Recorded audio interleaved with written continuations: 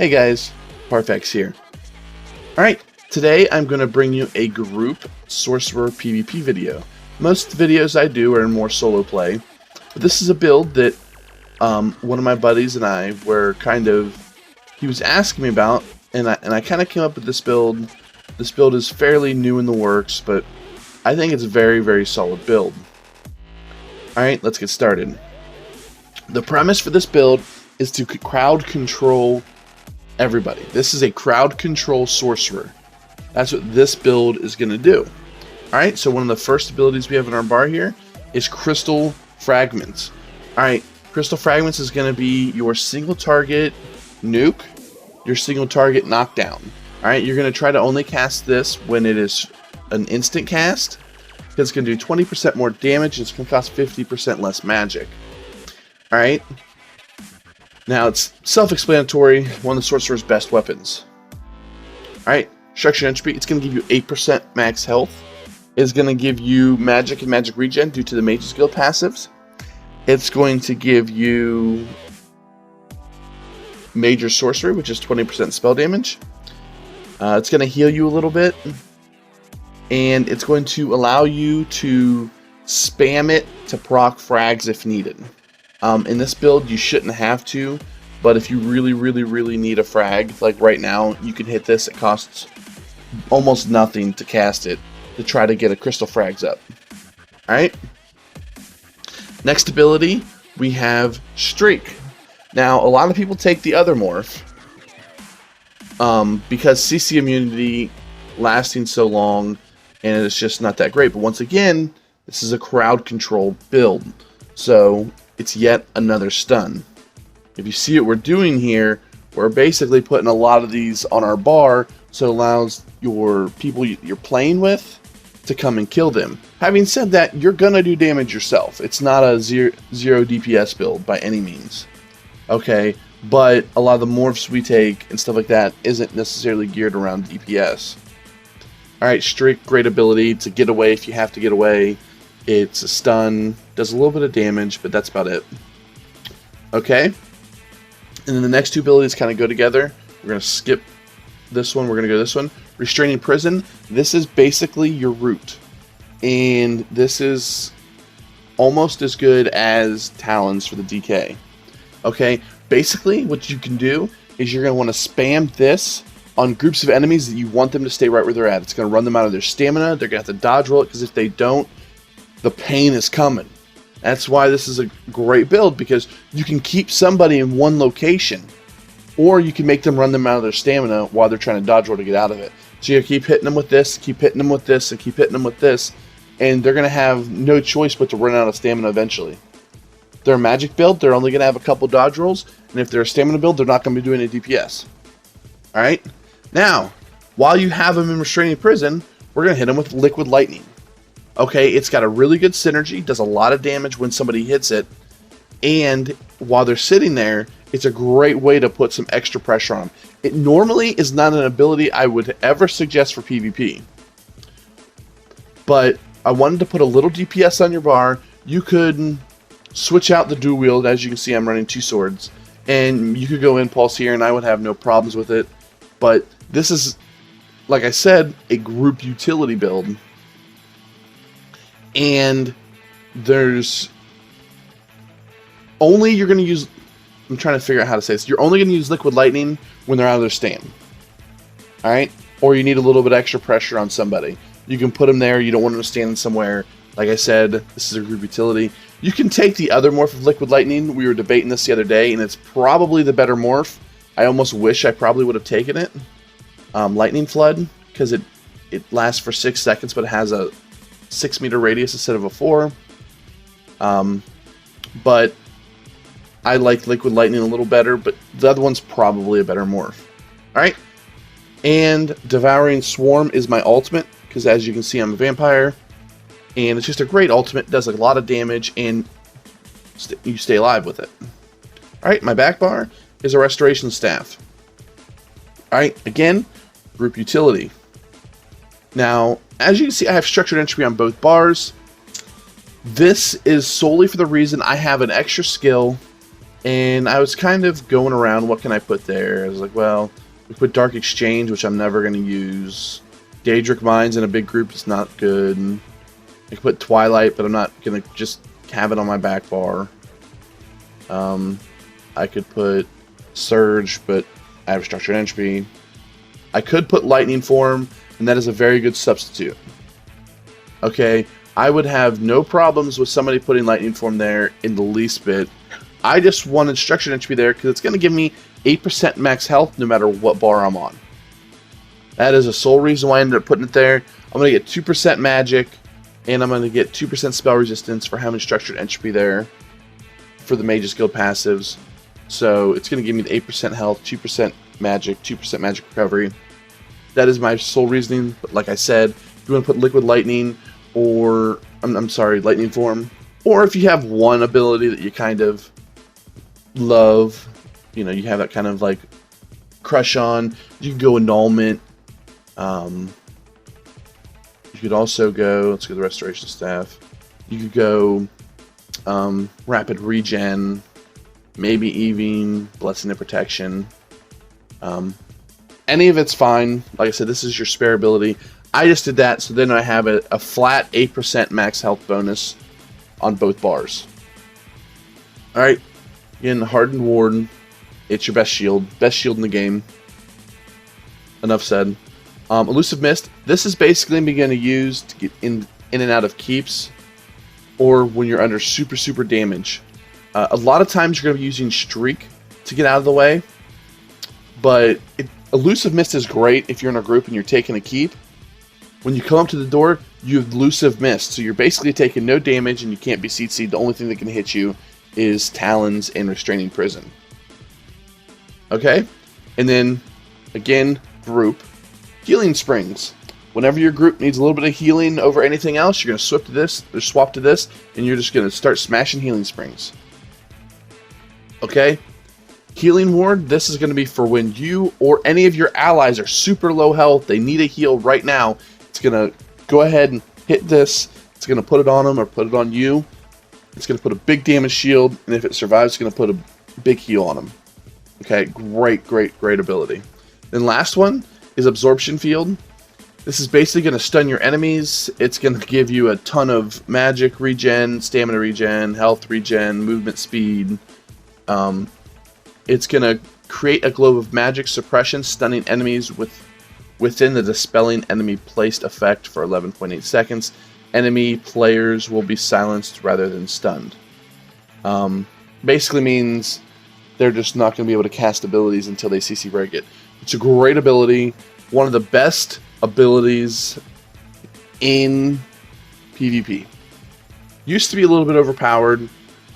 It will absorb ground effects, but it used to do it a lot more. But it's still a great ability, and every sorcerer for PvP should have this on their bar. Alright, attribute points. I have 42 magic, 20 health. You could go all magic here if you wanted to. I don't have a whole lot of magic, but I'll show you why that's okay. But 42 magic, 20 health is what I'm running right now. I'm probably going to switch that over to all 62, go into magic, but I got to do a little bit more testing before I figure it out. We're going with the Actronaut, and because we want to get that extra magic recovery. I love the Atronach. It is fantastic. It allows me to have 1800 spell or magic recovery. Alright? And you're like, well, that's not a lot. But it is when you look at my gear. I'm running 5-piece heavy, 2-piece light. Alright? This build is meant to survive, and it's meant to get your magic back. I'm just hitting with Structured Entropy right now.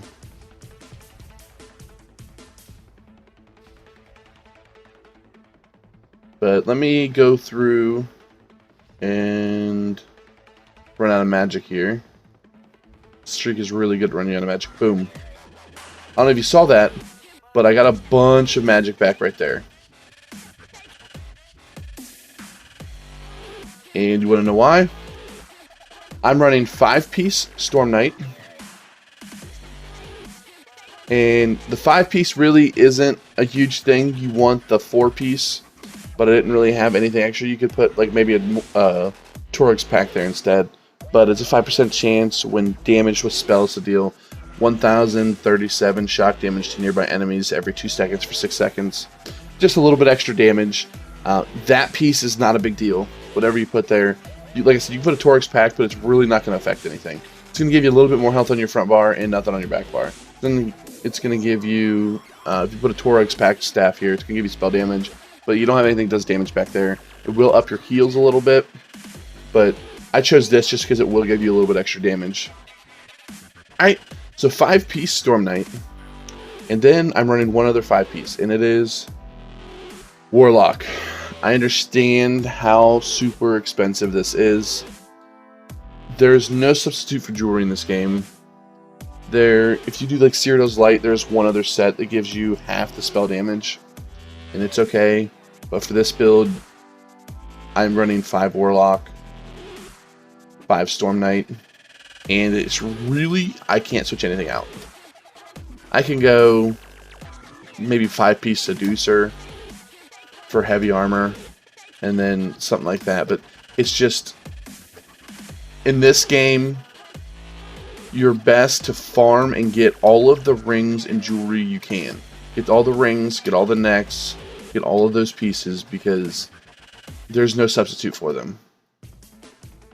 They only have a very few that are good, and I know it's a super huge chunk of money. I saw a Warlock ring in there for 1 million gold. I got these before they were super hard to get. I had a whole ton of them. I wish I'd have saved them. But yeah, it allows you to, if you're not familiar with Warlock, once every minute, when you go below 33% magic, it's going to give you a ton of your magic back. So let's see, it's probably been a minute. All right, I'm going to go streaking. Watch my magic bar.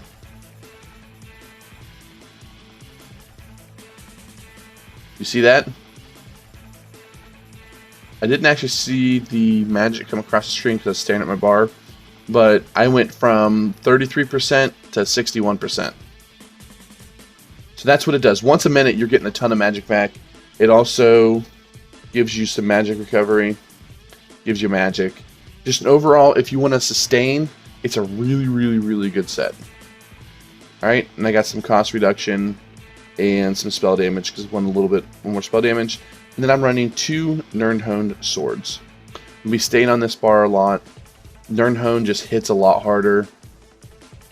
Just overall fantastic. So that's why I'm running 2 Nirnhoned swords. And I guess we'll go over the champion points, which really don't differ a whole lot. I didn't actually change any of them. But we're going to go ahead and put that in there. Magician, it's going to reduce the cost of magic skills. Then we're going to get this. It's going to give you magic recovery. You could put more points into tumbling, but I'm not really worried about it. Alright, and then I have them split between all these. This is just going to give you increase your spell critical damage and healing by 5.3%. Increase flame, frost, and shock damage. Increase the amount of spell resistance your spells ignore by 6.9%. This one, you really don't need a whole lot. It's your liquid lightning is the only one that's actually going to do any elemental damage. So if you don't have a whole lot of points, you want to make sure you get 30 points into this tree so you can get this spell precision. But other than that, you don't have to worry about elemental expert. Just put 15 and 15 if you want to. Put a little bit of elemental expert. It's okay because the first few points are really good. Alright, then I put the rest in the Thaumaturge. This is your crystal fragments. This is your restraining prison if you take the other morph. This is all of your magic damage. So that's why you put the Thaumaturge. And then I always just put a bunch of random points into here. The only point that I want to make sure is you have 20 points into Bastion. It's going to increase the effectiveness of damage absorbing effects. It's really good. It really helps your shields out. Alright. And then the last thing that you want to make sure you get is the spell absorption. Oh my gosh, I can't talk today, guys. Spell absorption. It restores a big chunk of your magic whenever you take 30% of your max health. This can only occur once every 10 seconds, but you have to be dealt frost, shock, magic, earth, oblivion, flame damage. One of those, and it will give you 30% of your max health back. Alright guys, I rambled a little bit on there, but I think you get the gist of it. I am running dual wield Resto Staff. This is a group utility build for PvP, and it's very, very, very effective.